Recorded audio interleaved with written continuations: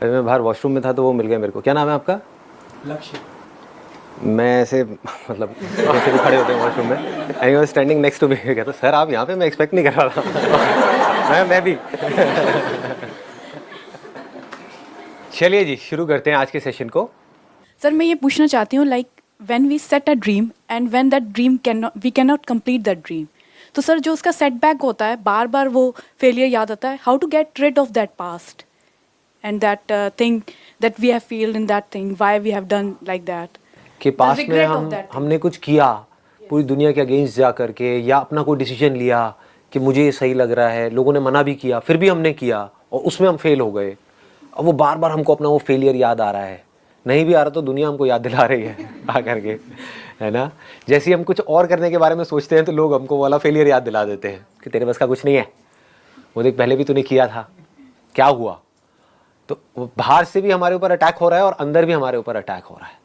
चलो बाहर से जो अटैक हो रहा है उसको तो आप फिर भी हैंडल कर सकते हो, उनसे लड़ लो झगड़ लो तो वो भी कहेंगे यार क्या लड़ाई झगड़ा करना है, छोड़ो बात मत करो इनसे इसके बारे में। बट अंदर जो अटैक हो रहा है उसको कैसे हैंडल करें, राइट। सारा खेल यही है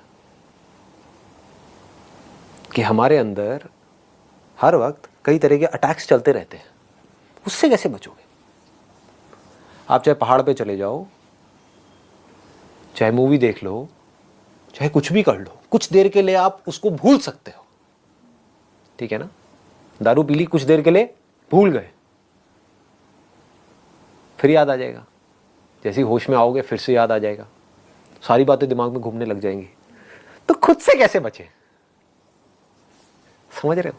यहां पे जो लिखा हुआ है ना सेल्फ रिफ्लेक्शन, इसका मोटिव यही है कि मेरे सारे सेशंस का एसेंस क्या है। ये नहीं है कि बाहर की दुनिया से कैसे लड़ना है, अंदर की दुनिया से कैसे लड़ना है।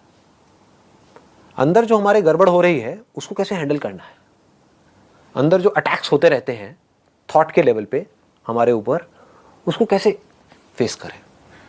क्योंकि अगर आप उसको फेस कर गए तो बाहर आपके लिए फेस करना क्या बड़ी बात है समझ गए ना। और एक्चुअल में बाहर कोई अटैक होता नहीं है, होता अंदर ही है। बाहर अगर कोई आपको कुछ बोल भी रहा है तो अल्टीमेटली चॉइस आपके हाथ में है कि उसका असर आपके ऊपर हो या ना हो। अगर इस बात को हम समझ पाए तो आप चाहो तो अपने मन में बोल दो अरे ये तो है ही ऐसा, समझ गए, असर होना बंद। आपको नहीं इसने ऐसा क्यों बोला, तो असर ज्यादा होगा। जैसे कोई अगर कोई आपको पता है कि कोई पागल है, वो आकर के आपको कुछ भी बोल के चला जाएगा, तो क्या उसके बारे में आप बैठ करके सोचोगे 10 दिन तक कि उसने मुझे ऐसा क्यों बोला। तो किसी का बेसिक नेचर है उल्टे सीधे काम करना, या उल्टा सीधा आपको बोलना, या आपको तंग करना। तो अगर आपने एक्सेप्ट कर लिया कि हाँ ठीक है उसका बेसिक नेचर है, कोई बात नहीं, तो जैसे आप अंदर से बोल देते हो ना कोई बात नहीं, कि क्या फर्क पड़ता है, उसका जो नेचर है उसका है, मेरा जो नेचर है मेरा है, तो उसका असर आपके ऊपर होना बंद हो जाता है। ये मैंने आपको एक एग्जांपल दिया है, बट ये एग्जैक्ट आपके क्वेश्चन का आंसर नहीं है। जो आंसर है वो ये, डू यू पीपल वांट कि इस क्वेश्चन को मैं टच करूं डीपली, कि हमसे कोई गलती हो गई। अब वो गलतियां क्या हो सकती है। गलतियां हो सकती है रिलेशनशिप से रिलेटेड, ये तो बहुत ज्यादा हो रही है आजकल गलतियां फेसबुक से गलतियों की शुरुआत होती है, फिर पता नहीं गलतियां कहाँ की कहाँ पहुंच जाती हैं, है ना। अब वो रिलेशनशिप खत्म हो गई, अब आप उसके बारे में सोच रहे हो तो आपको अपने ऊपर ही गुस्सा आ रहा है। ऐसे ही होता है ना कि मैंने ये कैसे कर दिया, मैं इतनी बड़ी गलती कैसे कर सकती हूं, मैं कितनी बेवकूफ हूं। ऐसी ऐसी चीजें आती हैं माइंड में, हाँ, कि मैं तो समझ नहीं पाती हूँ चीजों को। नहीं, कोई बात नहीं, क्योंकि समझ एक दिन में डेवलप नहीं होती है, धीरे धीरे होती है। कोई माँ के पेट से समझदार नहीं निकलता है, राइट। जब ऐसे कुछ एक्सपीरियंसेस होंगे और उन एक्सपीरियंसेस से आप सीखोगे तभी तो आपको समझदार कहेंगे। जिसकी लाइफ में जितनी ज्यादा गड़बड़ हुई होगी और अगर उसने उससे सीख लिया है तो वो उतना ही समझदार है। Wisdom is directly proportional to your failures and setbacks and your power of overcoming it. इसको ध्यान से समझ लो।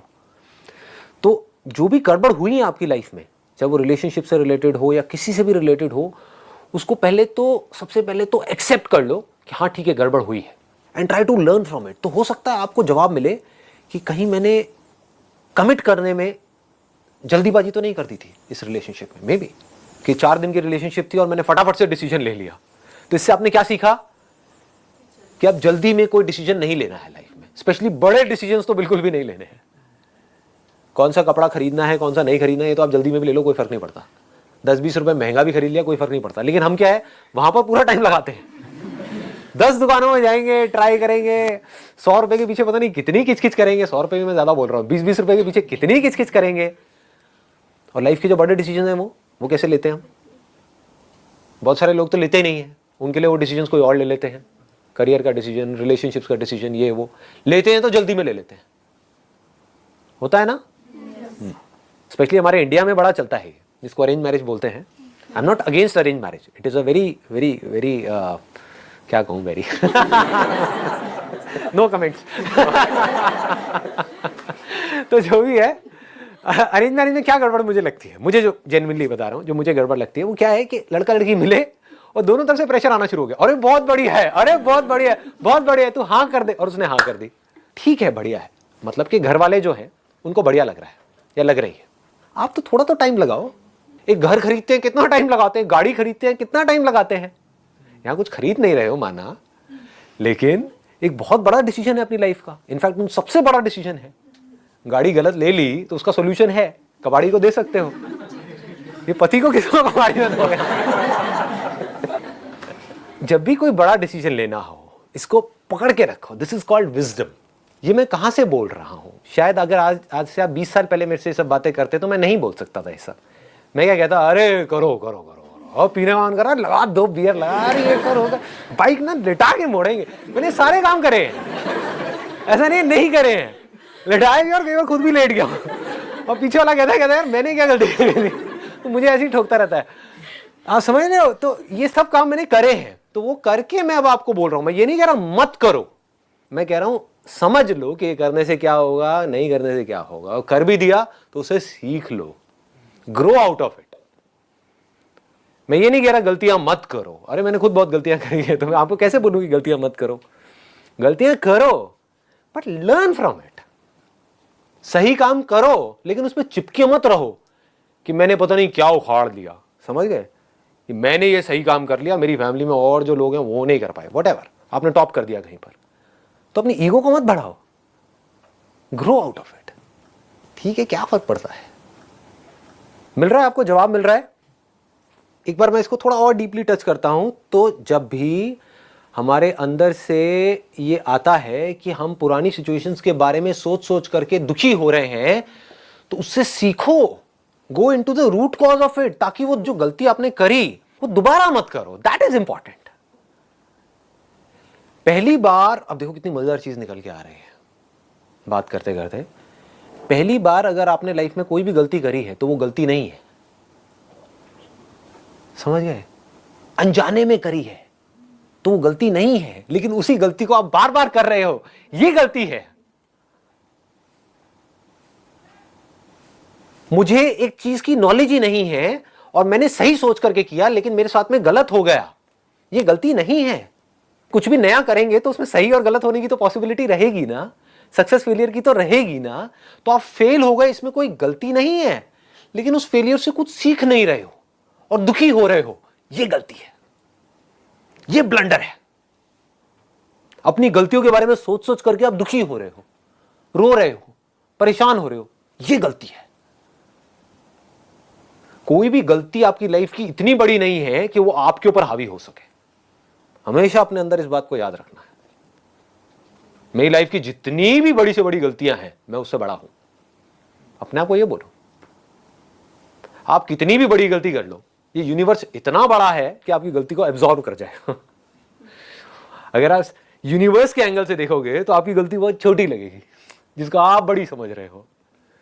कोई भी गलती बहुत बड़ी नहीं है, कोई भी गलती इतनी बड़ी नहीं है जिसको माफ ना किया जा सके, चाहे फिर वो आपने करी चाहे किसी और ने करी।